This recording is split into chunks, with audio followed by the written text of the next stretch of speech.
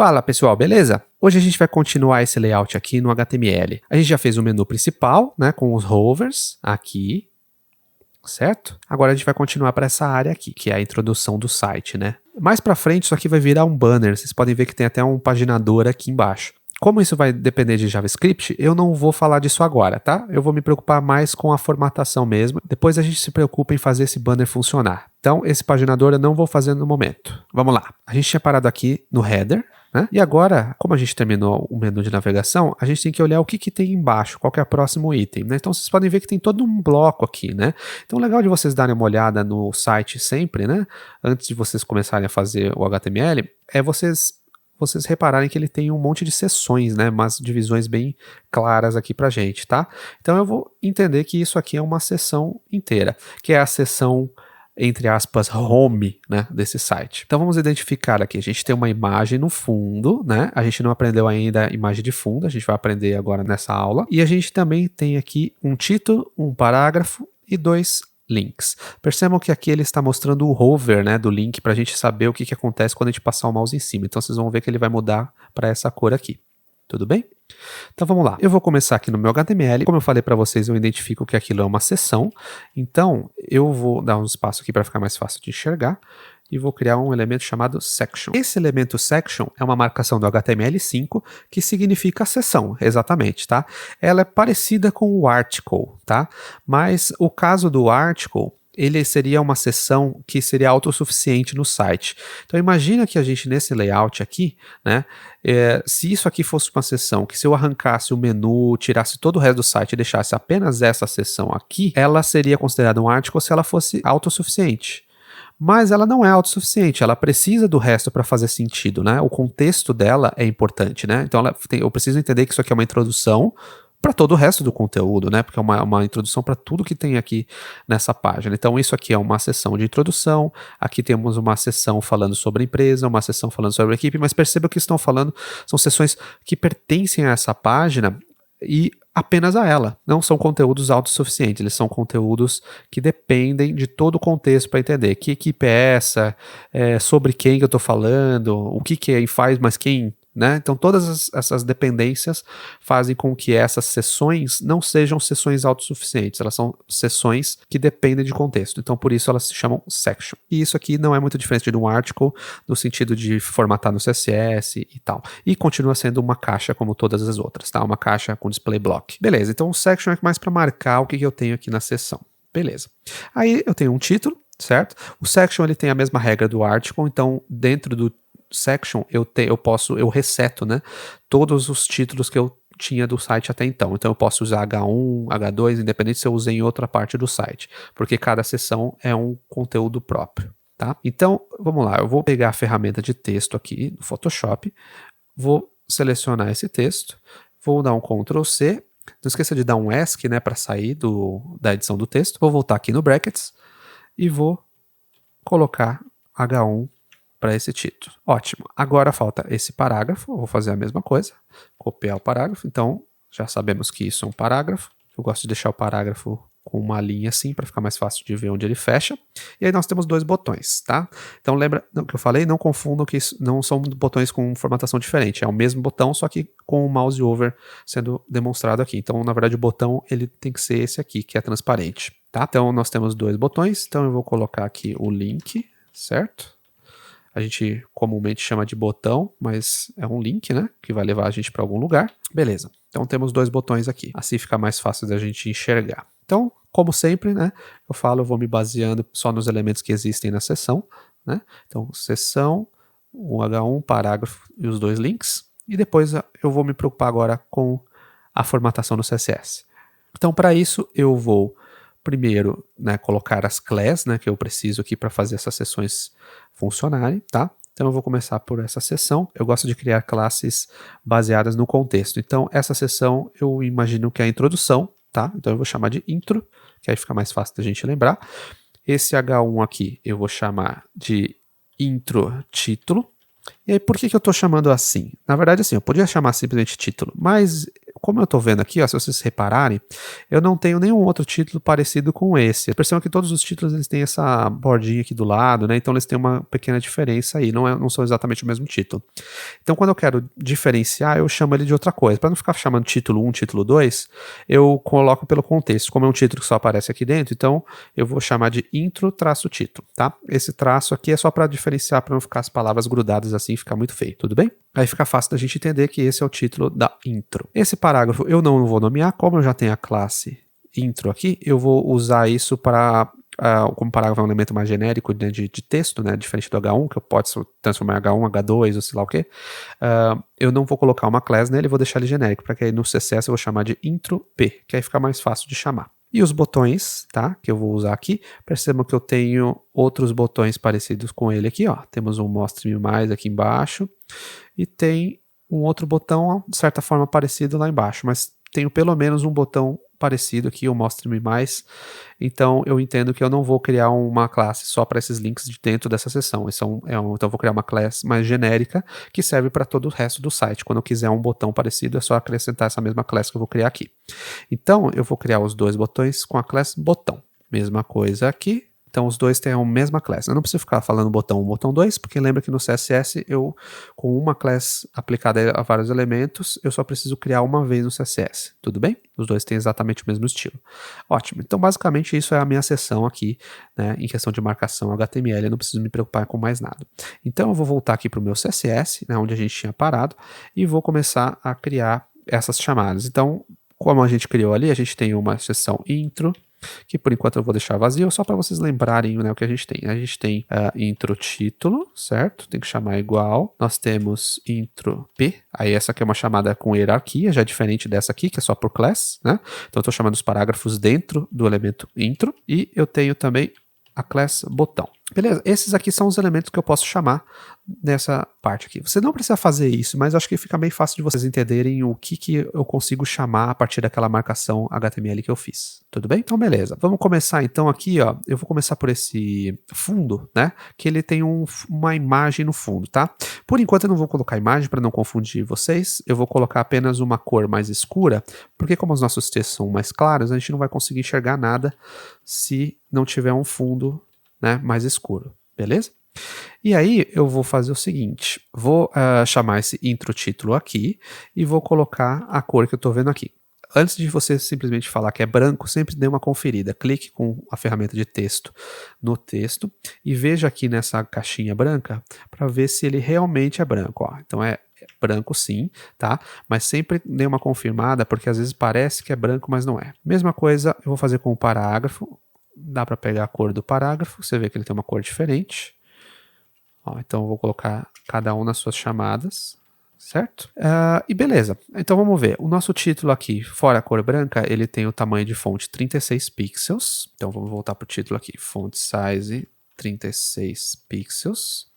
Vocês podem ver que ele está todo em caixa alta, então eu tenho que forçar isso. Text transform uppercase. E provavelmente ele tem um espaço aqui, ó. Então, normalmente esse espaço que eu vejo aqui, né, eu lembro que eu mostrei para vocês como que eu fazia para identificar os espaços, né? Então eu estou vendo aqui que tem mais ou menos uns 30 pixels entre ele. Como todo texto tem uma altura de linha, né, mais ou menos que na caixa que eu estou marcando aqui, eles têm na verdade uma altura um pouquinho maior do que parece. Então normalmente eu tento dar uma compensada nisso. Então, por exemplo, em vez de 30, eu vou tentar usar 20, porque eu acho que já vai ser suficiente, tá? Então eu sempre dou uma diminuída. Então margin bottom 20 pixels. Antes de mais nada, vamos dar uma olhada como é que tá ficando isso aqui. Olha lá, por enquanto tá assim, né, o fundo preto, né, o título já tá bem parecido, mas vocês podem ver que o título ficou um pouquinho mais grosso do que deveria, né? Se você for ver com a ferramenta de texto aqui, a fonte é Open Sans Regular, só que quando a gente coloca H1, automaticamente o browser entende que o H1 tem que ficar com fonte weight bold, ou seja, em negrito. Para a gente tirar isso de quando um elemento já está com negrito, eu uso font weight, como sempre, só que aí eu falo normal, que aí ele converte ele para não negrito. Então ele vai ficar bem mais parecido agora com o layout. Beleza, agora vamos me preocupar com o parágrafo. Esse parágrafo tem 16 pixels, né? Aquela cor a gente já colocou, font size 16 pixels, beleza, não tem mudança porque ele já tinha esse tamanho por padrão. E aí ele tem um espaço para baixo, que eu vou dar o mesmo espaço, vou manter o mesmo espaço que o parágrafo tendo o título, eu vou colocar o mesmo espaço para empurrar os botões para baixo. Ótimo. Para os botões, como eles são elementos display inline, vocês já podem ver, né, que os dois elementos estão um do lado do outro, eles se comportam como texto. Então, normalmente botão, eu não gosto que eles se comportem como um texto, eu prefiro que eles tenham a capacidade de texto, de ficar um do lado do outro, mas eu quero que eles também tenham as propriedades do display block, né? Então, existe o display inline block, que faz com que os elementos mantenham as duas propriedades, porque aí eu consigo dar altura, largura, padding, como qualquer elemento bloco, mas também preservo essa questão deles ficarem um do lado do outro como texto. Então vamos ver. Então, como eu falei, eu vou ver primeiro este botão aqui, tá? Então eu percebo que ele tem, né, se a gente der um zoomzão aqui, ó, vocês vão ver que tem 2 pixels, né, de largura essa borda aqui, ó. Você pode ver que ele tem 2 pixels. A borda também, se eu clicar na ferramenta do Photoshop aqui e clicar no conta-gota, vocês vão ver a cor, tá? Então ela é branca. Ela tem também um arredondamento aqui. Esse arredondamento eu imagino que é o mesmo daqui de cima, tá? Então eu vou usar o arredondamento que a gente já tinha feito antes no menu A, que era de 4 pixels. Então vamos lá. Botão, borda, 2 pixels, né? 2 pixels sólida, branca, e aí nós temos a cor de texto, que é branca também, o texto em caixa alta. Tudo isso aqui eu vou vendo pelo layout, eu não vou inventar nada, estou só simplesmente traduzindo isso para CSS. Border radius 4 pixels, certo? Vamos ver como é que está ficando o nosso botão. Olha lá, beleza. Só que agora ele está com aquele sublinhado, né, que a gente já sabe que todos os links já ficam sublinhados por padrão, então text decoration none. Vamos ver qual que é o tamanho do texto. Vou pegar a ferramenta de texto aqui. 14 pixels. Então ela é um pouquinho menor que o parágrafo. Font size 14 pixels. Eu vou pegando todas as informações do Photoshop. Não vou inventar nada. Ó. Então, beleza. Não parece muito com o que está aqui por causa dos espaçamentos. Lembra que tem 2 tipos de espaçamento, né? O espaçamento interno, né? Você pode ver que tem um espaçamento dentro do botão, ele não fica grudado, né? Então, vamos ver qual que é o espaçamento aqui. Eu vou ver mais ou menos a partir da borda. Aqui tá uns 20 pixels. Eu vou colocar 20 para todos os lados para a gente ver como é que fica. Eu sempre começo assim, porque aí fica mais fácil da gente identificar. Então, ó, se eu colocar 20 pixels para todos os lados, vocês já podem ver que dos lados vai ficar certo, mas em cima e embaixo vai ficar muito, né? Então, o que eu vou fazer? Eu vou ensinar para vocês uma forma de chamar bem fácil o pad ao mesmo tempo para cima e para baixo diferente. Então, vai funcionar o seguinte. Se eu colocar isso aqui, ó, dessa forma, o pad com 2 marcações, uma 10 pixels e outra 20, isso significa que para cima e para baixo vai ter 10 pixels e para a esquerda e para a direita vai ter 20. Então isso é uma marcação mais prática, né, de você chamar o eixo X e o Y, né, de uma maneira mais simples. Então vamos ver. Ó, agora vocês podem ver que deu uma diminuída, ficou bem mais parecido com o layout, tá? Eu dei uma chutada, tá? Vou ser sincero, eu chutei 10 pixels porque era metade dos 20, mas como eu posso ver que deu certo, confio nos olhos de vocês também, tá? Já tá ótimo. Beleza, agora o que eu preciso fazer é com que, quando passar o mouse em cima, ele mude de cor. Então vamos lá.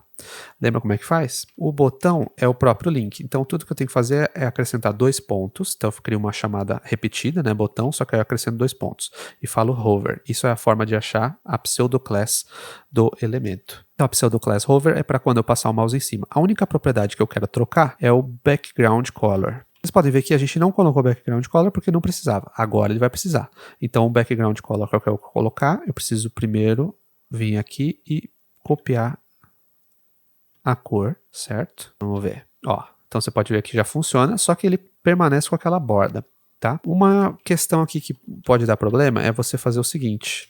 Se você falar border 0, por exemplo, você arranca a borda no hover, mas só o que vai acontecer? Tá vendo que o botão vai diminuir de tamanho? A gente não quer que ele diminua de tamanho. Então uma forma melhor de fazer isso é a gente colocar o border color e colocar a mesma cor que a gente colocou no background, tá? Pra gente não ter que tirar a borda, senão vai dar essa diferença. Então olha só como fica melhor, certo? Então agora não tem mais problema. Agora eu passando o mouse, ele muda a cor do fundo e a cor da borda, beleza? Eu consigo fazer isso para todos os lados. Maravilha. Agora só falta este detalhezinho aqui, que é um espaçamento para a direita. Então eu posso falar para o botão, ó, mais ou menos aqui, mais ou menos uns 10 pixels. Vou falar para ele dar uma empurradinha 10 pixels aqui, certo? Então o que eu faço? Para fazer ele empurrar, eu colocaria uma margem aqui nesse class botão. Só que esse class botão eu não vou usar apenas aqui, eu vou usar em outros lugares também. Para isso não dar problema, eu vou chamar os botões apenas que estão dentro da intro. É muito parecido com o que a gente fez com o intro P, certo? Então eu vou fazer assim, ó. Então, ó, é muito parecido, tá? Então eu posso chamar um elemento que está dentro do outro simplesmente dando um espaço, né? Então aqui eu estou chamando, na verdade, botão, igual a gente está chamando aqui, só que aí eu estou limitando para o botão dentro da intro. Por que eu estou fazendo essa chamada diferente? Se eu acrescentar margin right, 10 pixels, por exemplo, então todos os botões que estão dentro da minha seção intro vão acrescentar esses 10 pixels na direita. Mas se eu, por exemplo, colocar esse elemento fora da seção intro, aí ele já não vai pegar esse espaçamento para a direita. Isso vai ser com certeza importante mais para frente quando eu usar esse botão de novo. Tudo bem? Legal. Só que vocês podem ver que tem um problema aqui, né? Nosso site ele tem um chamado grid, né? Que é onde todas as coisas ficam alinhadas. Então ele está totalmente desalinhado aqui com o logo, né? E com o contato, por exemplo. Então eu tenho que fazer uma forma de isso tudo ficar aqui no meio. Lembra que eu ensinei para vocês na outra aula, né, do menu, que a gente com uma caixa dentro, né, a gente consegue limitar a largura e falar o margin left e o margin right alto para essa caixa, né, limitando o conteúdo, colocar ela no meio. A gente vai ter que fazer o mesmo processo aqui. Tá? Eu já vou ensinar vocês a fazer isso. Só que é o seguinte, a única caixa que está em volta desses elementos todos é o section. Se eu pegar o section, que é o intro, e colocar uma largura, por exemplo, 1140 pixels é a largura desse nosso grid, você vai ver que eu vou diminuir a caixa inteira. Imagina que esse fundo preto, na verdade, seria a nossa imagem, né? Olha só o que vai acontecer. Vai ficar um buraco dos lados.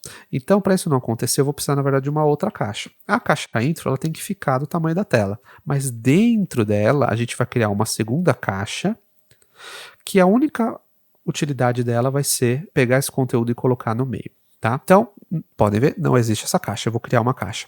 Mas aí que tá.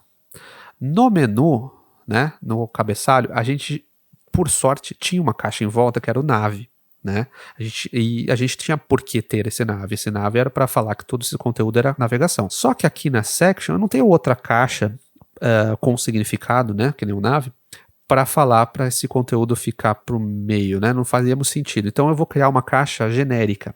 Essa caixa genérica se chama div, tá? Quem é da velha guarda do HTML com certeza conhece as famosas divs, né? Elas eram usadas o tempo todo, né, para fazer tudo, na verdade. Não existia section, não existia header, nav, não existia nada disso. Então tudo era div e aí a gente separava as coisas por class. Como agora a gente tem elementos semânticos, como esses aqui, a gente ainda vai ter esses problemas, né, de a gente precisar de uma caixinha a mais só para estilizar pelo CSS. Então quando for esse caso, eu não preciso de uma caixa com um significado tão forte quanto section, ou article, ou header, ou nav. Como eu só quero pegar esse conteúdo e jogar para o meio, e eu não posso pegar a caixa que eu já tenho, que é a section, então eu criei essa caixa genérica, porque ela não traz significado absolutamente nenhum, tá? Então eu vou criar essa div aqui dentro da section, eu vou tirar o fechamento dela aqui e vou colocar antes de terminar a section, né? Então ela vai envolver todo esse conteúdo aqui, ó. E agora eu pego o conteúdo e dou um tab para a gente enxergar melhor. Então dentro da section tem uma div, dentro da div tem todo aquele conteúdo. Tudo bem? Essa div, essa é a parte interessante agora. Na verdade, essa div a gente não vai usar uma vez só. A gente vai usar ela no site inteiro. Tá vendo que todo o site ele também tem esse grid? Né? Então aqui a gente tem uma área branca, né, um fundo branco, mas ainda tem essa caixa aqui. Ó. Percebam que essa caixa ela vai continuar existindo em todas as seções, certo? Só que não é uma caixa fora, né, dos conteúdos, né? Não é simplesmente pegar qualquer caixa, eu tenho que botar essa caixa sempre dentro. Ó. Então essa área cinza, dentro dela tem a caixa que coloca no meio. A área branca vai ter uma caixa que coloca no meio, né? Essa outra área cinza vai ter uma caixa que coloca tudo no meio. Então isso vai repetir para o site inteiro. Então eu vou criar uma class que eu vou replicar, na verdade, e usar ela para todo o site. Normalmente a gente chama essa class de container. Tá? Container mesmo em inglês, tá? Porque é um nome que é muito usado. Container, ele serve para fazer isso, né? Ele vai deixar o nosso grid alinhado, tá? Então vai servir só para colocar o conteúdo no nosso grid. Então o container, eu vou chamar ele aqui no CSS, vou criar uma chamada para ele aqui. Então o que a gente vai fazer? Na verdade, o que eu tenho que fazer primeiro é medir qual é o tamanho do container. A gente já sabe o tamanho do container, porque a gente fez isso na aula passada, a gente fez isso nessa class aqui, navegação. Ó. Perceba que a gente colocou uma largura, 1140, perceba que é a medida que eu peguei aqui, ó, 1140. E a gente colocou margin left e margin right alto para ele acrescentar espaço de um lado e do outro, para ele ficar centralizado. Tá? Então, na verdade, ó, eu vou simplesmente tirar isso daqui do navegação, certo? Vou tirar mesmo, tá? Vou recortar. E vou jogar ele lá no container. Aí, ó, nosso container já ficou alinhadinho, bonitinho, então perceba que ele está começando aqui e está centralizado. Só que aí ele vai bugar o nosso menu, porque eu arranquei lá do navegação.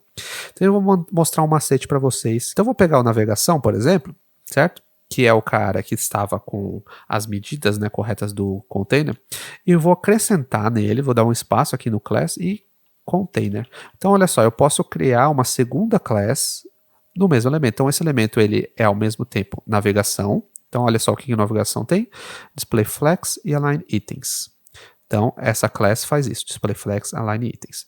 E a segunda class aqui, container, faz isso aqui: largura 1140, margem left, margem right alto. Então eu consigo combinar class, né? Então uma coisa acrescenta uma coisa, outra coisa acrescenta outra coisa. Então as duas classes combinadas acrescentam tudo aquilo como se fosse uma class só. Então isso é muito importante, a gente vai usar isso bastante. Tá bom? Isso ajuda bastante a gente não ter que ficar criando novas classes o tempo todo. Às vezes a gente pode usar outras classes que a gente já tem prontas que fazem a mesma coisa que a gente queria fazer. Mas enfim, fazendo isso eu vou consertar o nosso menu, que agora ele tem exatamente as mesmas propriedades da nossa class container, tá? E agora eu posso me preocupar com a imagem no fundo. Então vamos lá. A imagem no fundo, primeiro a gente tem que encontrar qual que é a layer aqui do lado, né? Quais são as camadas que tem a ver com esse fundo aqui. Vou pegar minha ferramenta de mover, certo? Vou me certificar que eu estou com a opção seleção automática por camada, certo? E vou clicar em qualquer lugar aqui na minha imagem. Pum. Lá nas layers, no canto direito agora, você vai ver que ele vai marcar aqui o que eu cliquei. Então ele encontrou essa camada aqui, ó. Perceba que essa camada é uma camada de recorte dessa outra camada BG aqui. Essa camada, ela está atrelada à outra. Então, para eu conseguir fazer isso funcionar direito, eu vou ter que fazer o seguinte: eu vou ter que selecionar todas as camadas que tem a ver com a imagem. Eu não posso simplesmente pegar essa imagem aqui e exportar de qualquer jeito. Ela pertence a essa camada, né? Vocês estão vendo que a setinha está aqui. Então, dependendo do banner ou a imagem que a gente está fazendo, às vezes ela vai ter 2, 3, 4, 5 camadas, que é uma imagem só. Eu seguro o Shift, né, no teclado e seleciono as duas camadas. Beleza. Aí, você vai clicar nessa pastinha aqui embaixo, ela vai criar um grupo. Com esse grupo, eu consigo clicar agora com o direito e eu vou exportar esse grupo. Então, eu vou dar um exportar como, tá? Por que eu vou exportar como em vez de exportação rápida como PNG? Essa imagem de fundo não possui transparência, tá? É uma imagem opaca, né? Não tem transparência. Então não vou salvar como PNG, porque olha só o peso que o PNG tem, 2.3 megapixels. Então a gente vai aprender agora que algumas imagens a gente salva com formatos diferentes por causa de peso, né? Então o formato PNG é muito pesado, então a gente vai salvar como JPG, porque a gente tem essa opção, que a imagem não tem transparência. E aí a gente tem no JPG essa opção aqui de qualidade, né, que no caso está 100%. Então, vocês estão vendo que nesse visualizador da imagem, ela está com 25% de zoom. Então eu vou aumentar isso aqui até o 100. Eu vou pegar uma parte, né, marcante aqui da minha imagem, vou pegar esse pedaço aqui, ó, por exemplo. E aí veja só, se eu mexer aqui na qualidade para 10%, por exemplo, veja a diferença que vai dar na imagem. Ó, a imagem ela ficou toda bugada, tá vendo? Quando a gente deixa 10%, ele vai comprimir a imagem e deixar ela muito mais leve. Olha só quanto que ela ficou, certo? Se eu voltar para 100, a imagem vai ter 1 mega. Já é melhor do que o PNG, mas ainda está meio pesado, tá? Então o que eu faço? Eu vou começar a diminuir essa qualidade até chegar um momento que eu não vejo muita diferença. Então vamos lá, a gente tem que ficar bem de olho na imagem, tá? Vamos mudar para 90%. Ó, não vi muita diferença. Também não vi muita diferença. 70%. Ó, 60%, eu acho que ele já começa a deixar meio feia a imagem. Então, ó, 70% para mim tá bom. E olha só, a imagem de 1 mega virou 340, um terço, né, do tamanho da imagem com 100%. Então veja que dá uma diferença enorme, né? Você vai melhorar muito a capacidade do site de processamento só porque você diminui o tamanho das imagens, tá? Isso é mega importante. Agora que a minha imagem está melhor, está otimizada, a outra coisa também que muita gente pergunta é: então se o meu problema é otimizar, porque eu não deixo 10% e ficar com 48K por causa disso, porque a imagem ficou horrível. Então a gente não pode fazer isso, a imagem tem que ficar parecida com o que a gente está vendo no layout, não pode estragar a imagem a ponto dela ser reconhecível. Eu tenho que deixar o menor possível desde que não danifique a imagem. Tudo bem? Então, eu estou considerando, no meu caso, isso varia de imagem para imagem, então sempre faça esse processo, sempre deixe no zoom 100%, tá? Não precisa deixar o zoom maior do que isso, porque ninguém vai ver o site com zoom assim. Mas com 100%, que é o tamanho original da imagem, tá? É para você dar uma olhada e ver se você não danificou demais a imagem, tá bom? Então, no meu 70% tá bom, vou exportar tudo. Agora eu vou salvar lá na minha pasta do HTML, né? Onde está lá na área de trabalho, esse site. E lembra que a gente salvou numa pasta de imagens, né? Os arquivos de imagens a gente vai colocar nessa pasta. Por enquanto só tem a imagem logo, tá? Eu vou chamar isso aqui de intro.jpg, tá? Na verdade, esse .jpg, se você não quiser, não precisa colocar, porque ele coloca sozinho, porque a gente escolheu JPG. Salvar. Então ele vai salvar no lugar certo. E ótimo. Agora só falta eu colocar a imagem de fundo. Só que, até o momento, né, eu só ensinei vocês a colocar a imagem desse jeito, né, colocar uma imagem aqui, certo? Eu vou colocar aqui só para vocês verem o que vai acontecer. Estou colocando o elemento MG aqui dentro do container, tá? Só para vocês verem o que vai acontecer. Olha só, não tem nada a ver, né, com o que a gente quer fazer. Essa imagem, vocês podem ver que ela está por trás, né? Isso é bem diferente de simplesmente jogar a imagem aqui. Então, eu não vou jogar a imagem aqui. Eu vou jogar essa imagem no CSS.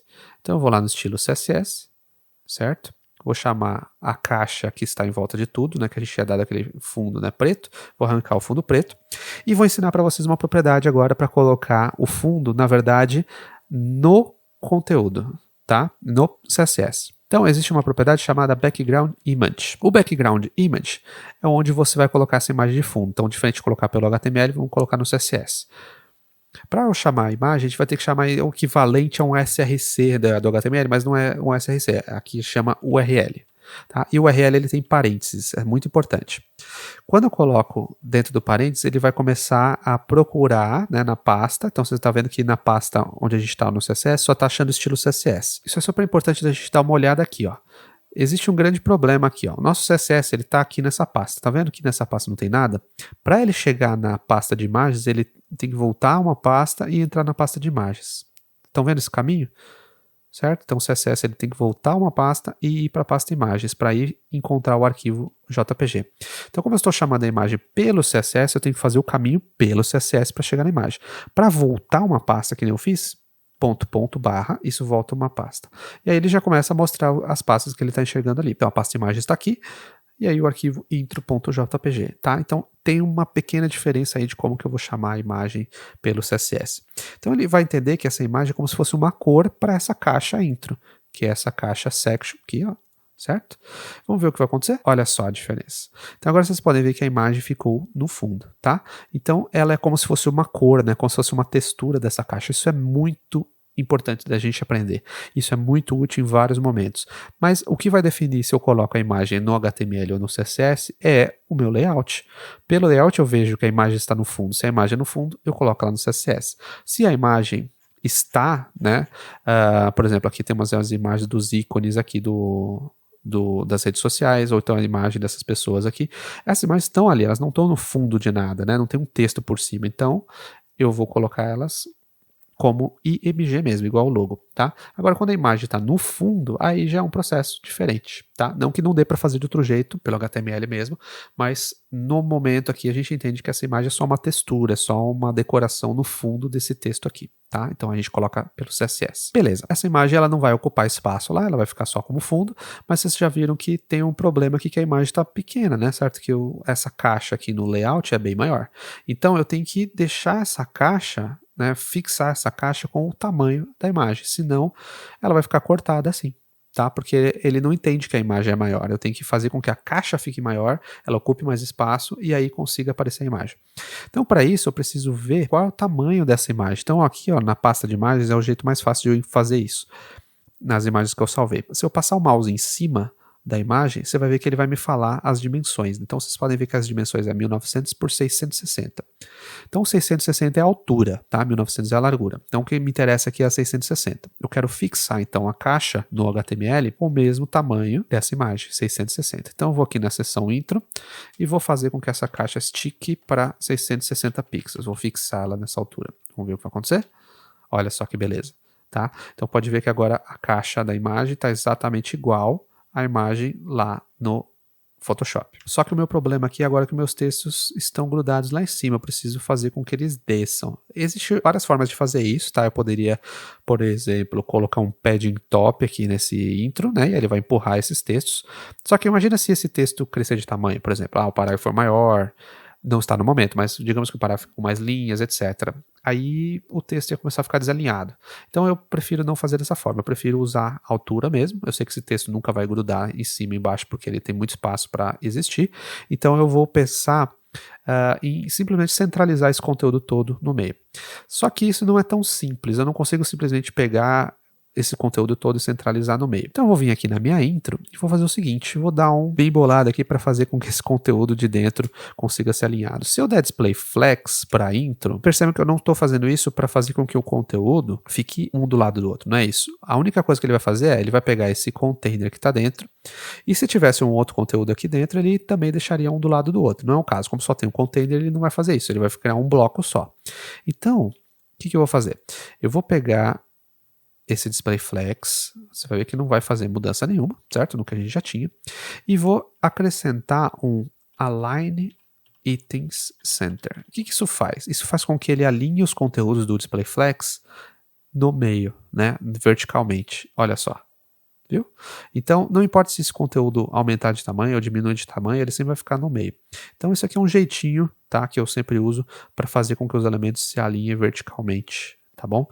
Dá display flex para o elemento que está em volta dos conteúdos e dá um align item center. Isso só funciona porque só tem um container que tem todo o resto dentro, tá? Se não tivesse container, tivesse tudo solto assim, aí ele ia pegar todos esses conteúdos e ia deixar um do lado do outro, tá? Então não faria muito sentido. Então só dá para fazer isso porque eu tenho uma div só aqui dentro, um elemento só agrupando todo o resto, tá? Então é um jeitinho para a gente fazer esse alinhamento vertical. Não tem um jeito natural de fazer isso, né? A gente tem que dar um jeitinho para fazer com que as coisas se alinhem ao centro verticalmente, tá? Não é igual ao alinhamento horizontal que eu tenho margem left e right alto. Agora que eu consegui fazer os conteúdos ficarem para dentro, aí eu vou dar uma reparada aqui, ó. Vocês podem ver que esse meu parágrafo aqui, ó, tá vendo que ele está ocupando um espaço menor, ele não está indo até o fim, tá vendo?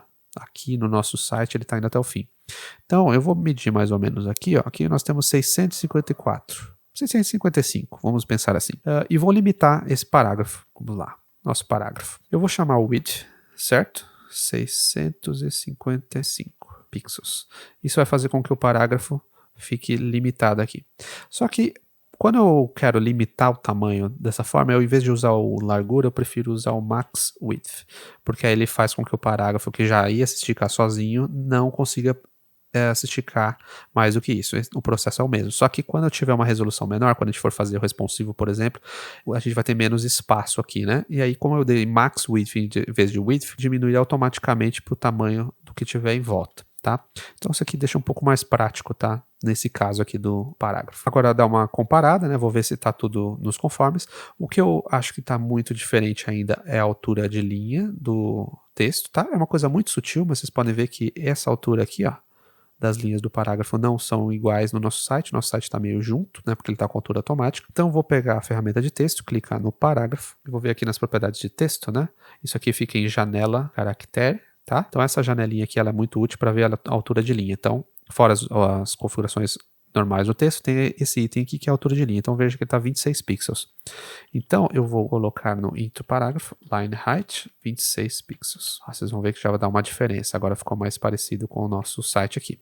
E eu percebi também que no nosso site, esse espaçamento aqui, né, no layout é maior do que o que a gente está vendo aqui, ó. Então eu vou aumentar isso também. Tá, o espaçamento do título para o parágrafo eu acho que está bem parecido. Então vou aumentar para 30 pixels o espaçamento que o parágrafo empurra para baixo. Vamos ver se ficou melhor. Acho que dá para aumentar um pouquinho mais. Vamos lá, 35. Vamos ver. Eu acho que agora tá decente. Acho que agora tá bem melhor. Tudo bem? Pequena frescurinha, gente, mas é importante que se não dá essa diferença do layout, aí o designer vai ficar bravo, vai olhar e falar, olha, não tá igual. Então a gente tem que treinar muito isso, né? A gente tem que olhar e falar, olha, tá igualzinho ao proposto. Tudo bem? Agora, lógico que vai depender do tamanho da resolução do navegador de vocês, mas se eu apertar, por exemplo, Ctrl- no navegador, eu vejo o site com um zoom. Então é como se eu estivesse vendo o site numa tela um pouco maior. Se eu estivesse numa tela um pouco maior, olha o que acontece. A minha imagem que está no fundo, ela repete aqui do lado. Ó. Eu vou exagerar isso para vocês enxergarem. Ó. Tá vendo? Quando eu uso imagem de fundo, background image, ele faz com que a imagem seja considerada como se fosse uma textura. Então ela se repete sozinha no fundo daquela div, né? Daquela caixa, né? Daquela que a gente chamou de intro. Então, eu primeiro tenho que falar para ele não repetir. Porque isso é um problema. Então vamos lá. Na intro, eu vou acrescentar uma propriedade chamada background repeat. No repeat. Certo? Então eu posso repetir para os lados, posso repetir para cima e para baixo, enfim, eu posso também não repetir, que nem eu estou falando assim. Só que a imagem ficou curta. O ideal é que o designer tivesse feito uma imagem no fundo bem maior do que a gente está enxergando aqui. Mas como não é o caso, vai ter que fazer uma gambiarrazinha aqui para fazer com que essa imagem se estique caso a resolução for maior, tá? Do que a gente está vendo. Então, primeira coisa, eu vou pegar essa imagem e vou centralizar, também é uma outra propriedade que a gente vai aprender aqui, background position. E vou chamar center, tá? Então ele vai pegar essa imagem e vai colocar ela no meio. Pum. Então imagina que a minha caixa ainda está indo até o fim, só que agora a imagem vai ficar só no meio. Então eu não quero esses buracos aqui do lado. Então eu vou dar uma esticada nessa imagem com uma propriedade chamada background size. Então, isso aqui faz com que eu faça com que ele preencha, né, o espaço. Então, eu vou colocar o cover. Essa propriedade cover aqui, do background size, vai parecer que é milagre que ela fez. Mas, na verdade, o que ela fez foi o seguinte. Ó, eu vou tirar de novo para vocês verem. Ó, a imagem é desse tamanho. Só que com o background cover, ele vai esticar a imagem para preencher o espaço. Então, na verdade, vai ter partes da imagem que vão sumir. Perceba que essa plantinha aqui embaixo, por exemplo, ficou faltando um pedacinho dela embaixo, tá? Então, para ela preservar o mais próximo possível do que eu estou enxergando aqui, com a plantinha alinhada embaixo, eu vou aqui no meu background position, e aí no background position, o legal é que eu tenho duas propriedades que eu posso colocar, que nem eu tinha mostrado no pad. Eu posso dar um espaço aqui e falar que ela vai se alinhar ao centro horizontalmente, e o segundo valor que eu vou colocar aqui é na base, bottom. Então eu consigo falar, por exemplo, center top, ou center center, ou center bottom, né? Para falar para o elemento alinhar a imagem para cima ou para baixo, ou no meio, tá? Se eu colocar então as duas propriedades assim, isso aqui é centro horizontal e isso aqui é na base verticalmente. Bom, então agora você percebe que a plantinha ela começa aqui, igual ao nosso layout, certo? Então na verdade ele vai cortar um pedacinho dessa pedra aqui em cima, mas aí essa pedra ninguém vai reparar. Tá? Lembra que isso só acontece em resoluções maiores do que a minha tela aqui, tá? Então eu vou voltar ao zoom, Ctrl 0, ao que estava antes. Então, na verdade, sim, a maioria vai ver desse jeito, ou às vezes vê mais cortada ainda a imagem, né? Porque não aparece toda a imagem, mas pelo menos em resoluções maiores a gente não vai ver problema.